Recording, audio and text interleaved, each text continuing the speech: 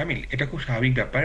কারণ ব্রাজিলের সবশেষ ট্রেনিং সেশন এবং প্রেস কনফারেন্স সিবিএফ এ থেকে আমি নিজে কাভার করেছি। সেখানে কিন্তু আনচেলত্তি কিন্তু নিজেই ঘোষণা দিয়ে রেখেছেন যে এবার আপনারা নতুন কিছু দেখতে পারেন। আমি কিন্তু গেম প্ল্যানিং এবং নতুনদের আমি দেখব। কারণ এই ম্যাচে নতুনদের দেখার যে চিন্তা ভাবনা, সেই ইঙ্গিত কিন্তু সে আগেই দেখে রেখেছেন। হ্যাঁ, আনচেলত্তি ক্লিন শিট, তার অধীনে এক ব্রাজিলের পরাজয় ছিল না। তবে কেন সে টপ 4টা প্লেয়ারকে 60 মিনিটের পরে নামালো? বিশেষ করে হচ্ছে রাফিনিয়া, স্তেভাও এবং হচ্ছে মার্কিউনিস থেকে শুরু করে 4জন প্লেয়ার শুরুর একাদশে ছিল না। সে তো চাইলে তার যদি ক্যারিয়ারটা বেটার অপশন মনে হতো, যে না আমি মানুষ যেটা যেভাবে হাততালি দেবে আমি সেভাবেই আমি আমার স্ট্র্যাটেজি সাজাবো, আমি সেভাবেই খেলবো, তাহলে তো সে ওরকম ভাবেই গেম প্ল্যানিংটা করতো।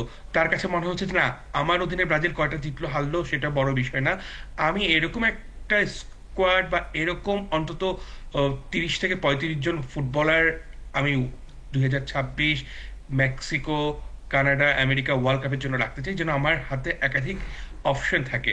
এর জন্য এই প্ল্যানিং করেই কিন্তু তারা ভলিবলের সঙ্গে খেলেছে। এবং ভলিবল মাঠের উচ্চতা কিন্তু আপনি ভালো করেই জানেন, এবং সেখানে যে কোনো দলের জন্যই খেলা কিন্তু অনেক বেশি কঠিন।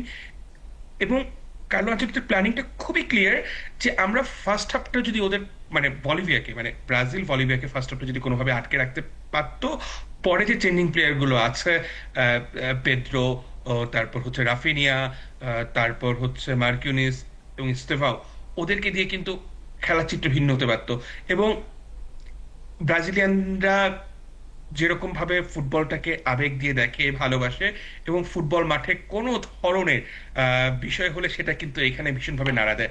তারা কিন্তু অন্তত ফুটবল মাঠের যে রেফারি সিদ্ধান্ত, বিশেষ করে ওই ফার্স্ট হাফের অতিরিক্ত সময় যে পেনাল্টিটা হয়েছে, সেটা কিন্তু ব্রাজিলিয়ানদের অনেক বেশি ক্ষোভে পরিণত করেছে। এবং সেটা নিয়ে কিন্তু শুধুমাত্র ব্রাজিলিয়ানরা না, আমরা মানে ম্যাচ পরবর্তী সময় সম্মেলনে এবং মিক্স জোনে প্লেয়ারদেরকেও ক্ষোভ ঝাড়তে দেখেছি। এবং সিবিএফ প্রেসিডেন্ট সেও কিন্তু বলেছে যে এরকম একটা জায়গায় এরকম ভাবে সব বিষয়গুলো হলো, এবং মাঠের যে অ্যাটমসফেয়ার বিভিন্ন জায়গা থেকে, মানে দর্শকরা যেভাবে বিভিন্ন জিনিসপত্র মাঠের দিকে ছুড়ে মারছিল, সবকিছু মিলিয়ে অ্যাটমসফেয়ারটা এরকম হয়েছে। কিন্তু আহ, দুইজন প্লেয়ার কিন্তু খুব ক্লিয়ার ভাবে বলেছে যে আমরা তো অলরেডি ওয়ার্ল্ড কাপ কোয়ালিফাই করে ফেলেছি, মানে ব্রাজিলের কথা বলছে তারা।